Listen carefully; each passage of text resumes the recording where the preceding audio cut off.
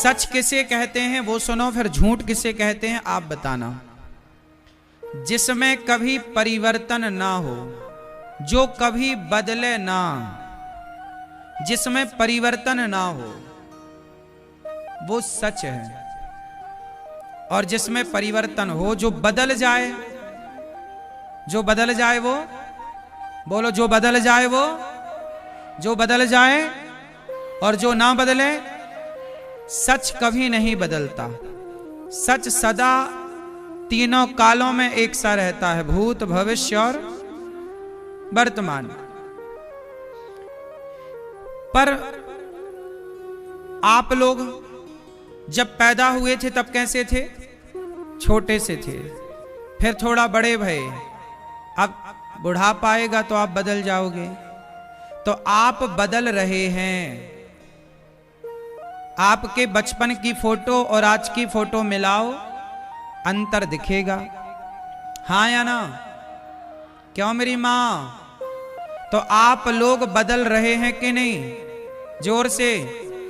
आपका शहर, आपका गांव बदल रहा है कि नहीं? पेड़ पौधे बदल रहे हैं कि नहीं? बोलो हाँ। हाँ, तो जो बदल रहा है वो सच है कि झूठ है? बोलो हाँ। जो बदल रहा है वो, जोर से। जो ना बदले वो। तो अब बताओ, आप लोग बदल रहे हैं तो सच्चे हैं कि झूठे हैं? अभी तो कह रहे थे सच्चे हैं। ये संसार झूठा है मेरी मां। क्यों झूठा है? क्योंकि परिवर्तनशील है, बदल रहा है। कौन नहीं बदल रहा है? आपके दोस्त बदल जाते हैं। बोलो हाँ। आपका पति भी बदल जाता है, आपकी पत्नी भी बदल जाती है।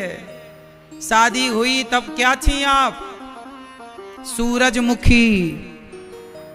शादी हुई तब क्या थी? चंद्रमुखी। फिर हो गई सूरजमुखी, फिर हो गई ज्वालामुखी। हाँ, तो बदलाव तो है। पति पहले आपका हाथ पकड़ के चलता था शादी के 1-2 महीने, 1-2 साल तक, जहां जाएगा ऐसे जाएगा। और अब पकड़ाए पकड़ाए आप पकड़ाती हो तो हाथ नहीं पकड़ता। बोलो हाँ। बात सही है कि गलत है? तो संसार का रिश्ता भी परिवर्तनशील है। लोग भी बदल रहे हैं, दोस्त बदल जाते हैं, पत्नियां बदल जाती हैं, पति बदल जाता है, सास बदल जाती है, जेठानी बदल जाती है, और तो छोड़ो औलाद बदल जाती है। हाँ या ना? आजकल तो औलाद मतलब बच्चे भी बदल जाते हैं, सब बदल जाते हैं। एक भगवान कभी नहीं बदलते, इसलिए वो सत्य हैं। ब्रह्म सत्यम जगन मिथ्या, उमा कहाँ हूं मैं अनुभव अपना, सत हरि भजन जगत सब सपना। भगवान ही सच्चे हैं मेरी माँ। ये संसार झूठा था, झूठा है, झूठा ही। ये कभी सच नहीं था, कभी सच नहीं होगा। लेकिन आपने गलती क्या की? झूठे संसार को सच मान लिया। जैसे कि आपने अभी बताया थोड़ी देर पहले, हम सच्चे। तो आप लोग सच मानते हो, झूठे दुनिया को, अच्छा झूठे संसार को झूठे लोग ही सच मान रहे हैं। झूठे संसार को झूठे लोग ही सच मान रहे हैं। सच्चाई ये नहीं है जो आप देख रहे हैं। कई बार जो आप देखते हैं वो सच नहीं होता। बात सही है? इसलिए कहता हूं कि भगवान ही सच हैं, ईश्वर ही सदा से सत्य है। इसलिए भगवान का नाम है सदाशिव। क्या नाम है? जो सदा से सत्य है। आज से सत्य है ऐसा नहीं, सदा से। ऐसे भगवान जो सब जानते हैं, इसलिए आप लोग झूठे लोगों से मन लगाओगे? मन तो वहीं लगा झूठों में। ये दुनिया झूठी है कि सच्ची है? ये दुनिया के लोग झूठे हैं कि सच्चे हैं? लो जोर से। तो झूठे में मन लगाना है, कहां लगाओगे मन? भगवान में मन लगाओ। आप लोग दुनिया से मन लगा के परेशान हैं, फिर क्या करें हम? सारे लोग यही कह रहे हैं महाराज जी हम बहुत परेशान हैं, हम बहुत परेशान हैं। आज किसी से पूछो ना तो सब परेशान हैं, सबकी अपनी अपनी परेशानियां हैं। अच्छा आप लोग क्या हमें बता सकते हैं कि आप क्यों परेशान हैं? जब आप पैदा हुए थे तब परेशान थे आप लोग? बोलो। बचपन में आप लोग परेशान थे? मतलब ईश्वर ने तो आपको परेशान नहीं किया। आप जब आए छोटे बच्चे थे, कितने खुश थे, कितने प्रसन्न थे। फिर ये परेशानियां कहां से आई, क्यों आ गई? अच्छा मुझे बताओ, परेशानियां, दुख क्यों आता है? इच्छाएं पूरी ना होना ही दुख है और इच्छाएं पूरी हो जाना ही सुख है। तो अब मुझे बताओ, इस संसार में जितने लोग दुखी हैं वो किन से दुखी हैं? अपनी इच्छाओं से। मतलब आपको दुखी कौन कर रहा है? आपकी इच्छाएं। और आप आरोप किस पे लगाते हो? हे भगवान तुमने बड़ा दुख दे दिया। भगवान ने कब दुख दिया भाई? यदि आपकी इच्छाएं शून्य हो जाएं तो कोई दुख होगा? मैया आपकी इच्छाएं शून्य हो जाएं तो कोई दुख होगा? नहीं?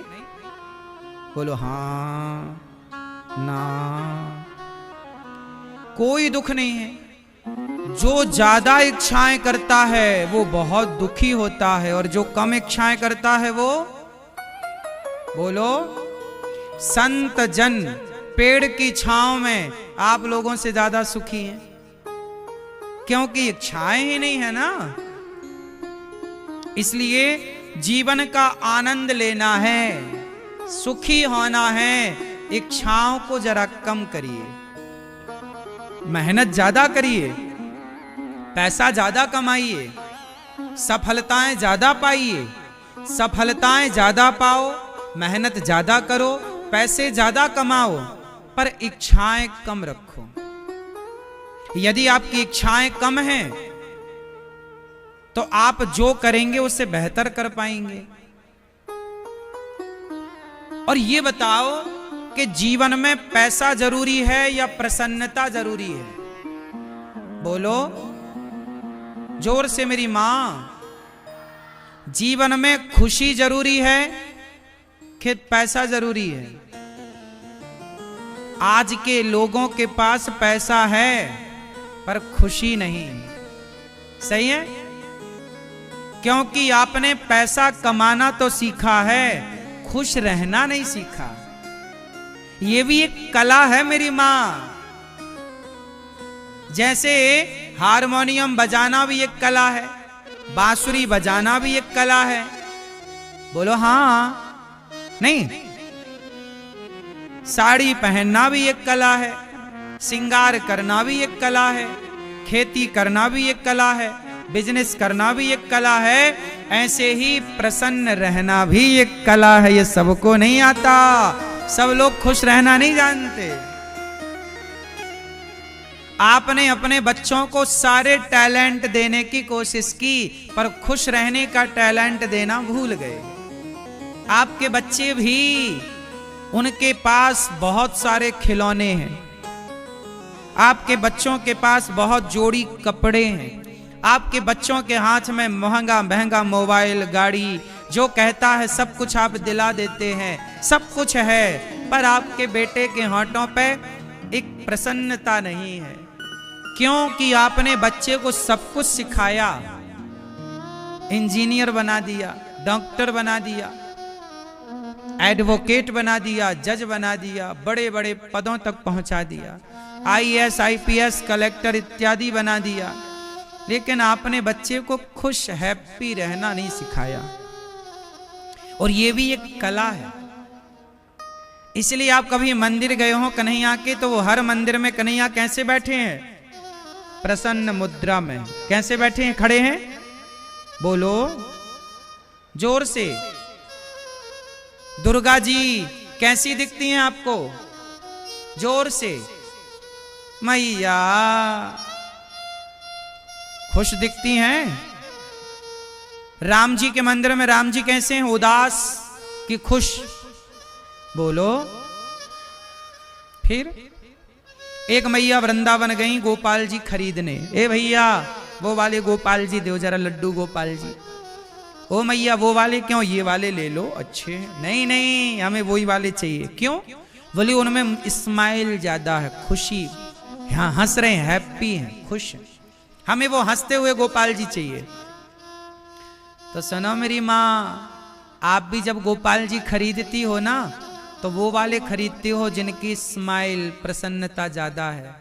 जब तुम्हें हंसने मुस्कुराने वाला भगवान चाहिए, तो भगवान भी तो कहते हैं मुझे भी हंसते मुस्कुराता भक्त चाहिए, जो सदा मुस्कुराए, हर हाल में प्रसन्न रहे।